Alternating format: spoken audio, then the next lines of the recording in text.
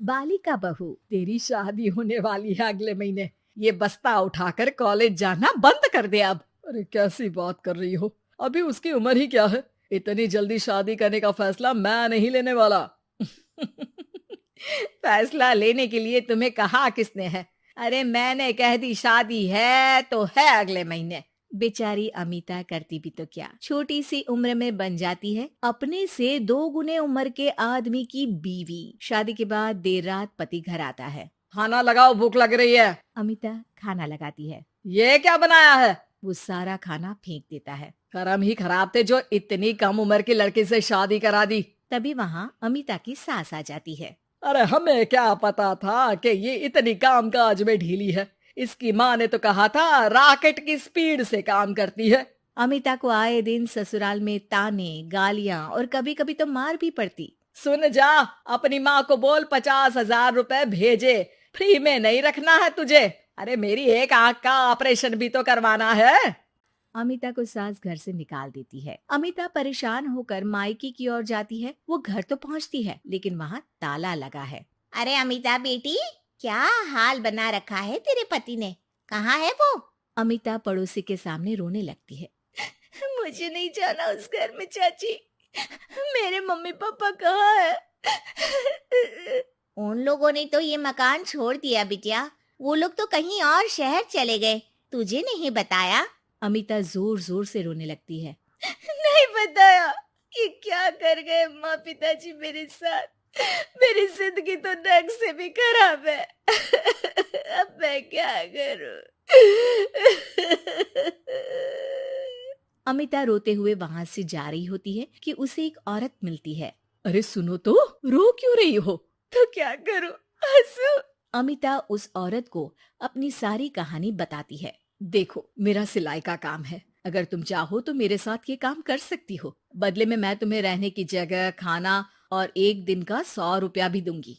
अमिता कुछ सोचती है और फिर उस औरत के साथ चल देती है। अब क्या था, अमिता की जिंदगी अपने मायके और ससुराल से दूर एक नए सिरे से शुरू होती है। रहना खाना फ्री होने के कारण अमिता रोज का पैसा बचा लेती। वो आसपास के लोगों के भी कपड़े सिलने लगी। और एक दिन सिलाई सेंटर की एक औरत कहती है, अरे वो साड़ी की कंपनी है ना, वो बिक रही है।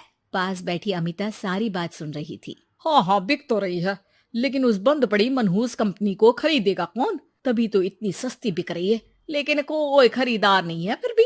कितने की बिक रही है? अरे पूरे 5 लाख में मशीनों के साथ। लेकिन यहाँ कोई लेबर काम नहीं करेगा। पुराने मालिक ने किसी को पैसे ही नहीं दिए। उन लोगों ने कहा है कि जो नया मालिक आएगा वो लोगों को पैसा देगा। 5 लाख। अमिता घर आती है और अपने पैसे गिनती है। पूरे 3 लाख। अमिता सिलाई सेंटर वाली उस औरत के पास जाकर कहती है, चाची, मैंने इतने साल की कमाई में ये पैसे जमा किए हैं। पूरे 3 लाख है। वो बंद साड़ी की फैक्ट्री मैं खरीदना चाहती हूँ। अरे अमिता, पागल हो गई हो क्या? वो 5 लाख की बंद मनहूस फैक्ट्री खरीदेगी, फिर लेबर का बकाया पैसा देगी, और वो फैक्ट्री चलेगी कि नहीं ये भी कोई नहीं जानता। लेकिन अमिता नहीं मानती। वो उस औरत से कहती है कि वो उस फैक्ट्री को खरीदना चाहती है और खरीद कर ही रहेगी। औरत भी अमिता की मदद कर देती है और फिर अमिता के नाम एक साड़ी फैक्ट्री हो जाती है। शुभारंभ वाले दिन अमिता लेबर से कहती है, मैं इस फैक्ट्री को दोबारा खड़ी करना चाहती हूँ। आप लोग इसमें माहिर हैं।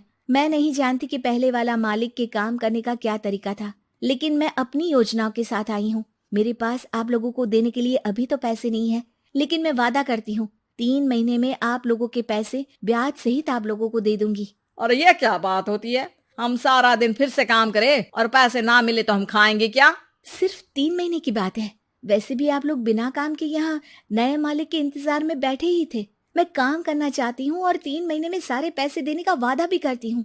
लेबर आपस में सलाह करते हैं और अमिता की बात मान लेते हैं। सिलाई सेंटर से मशीन, सिलाई और कपड़े के ज्ञान में माहिर हो चुकी अमिता सभी के साथ मिलकर खुद काम करती। शहर और दूसरे शहरों में घूम घूम कर साड़ी का डिजाइन दिखाती और ऑर्डर लेती। अमिता को कई जगह से ऑर्डर आ जाते हैं। कई लोग उसके काम को सराहते तो कई आलोचना भी करते।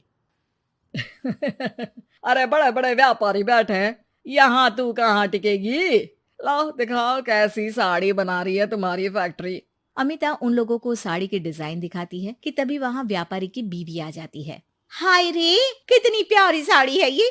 बड़ी महंगी लगती है, मेरे लिए ले लो ना जी। और हाँ, अपनी दुकान में भी रख लो इसे, बहुत बिकेगी मैं कहती हूँ। अमिता मुस्कुराती है। अरे सेठ जी, बड़े बड़े व्यापारियों से नहीं, पर अच्छी डिजाइन और क्वालिटी से बाजार में चलती है। अब बताओ कितने का ऑर्डर है आपका?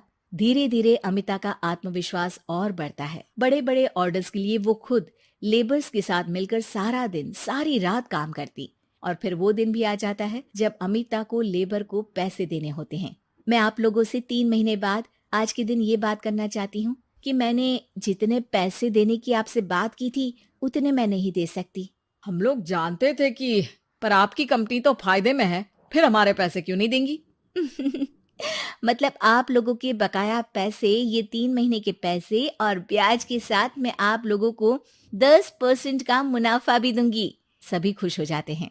मेरा कोई परिवार नहीं है, लेकिन दिन रात आप लोगों के साथ काम करके मुझे आप लोगों में ही अपना परिवार दिखता है। अमिता की फोटो पेपर में छपती है। उसके बिजनेस मॉडल को पढ़ने के लिए कई बच्चे भी उसका इंटरव्यू करते हैं। अब अमिता 1 से 2 और 2 से 4 फैक्ट्री खोलकर देश में बड़ा नाम कमाती है।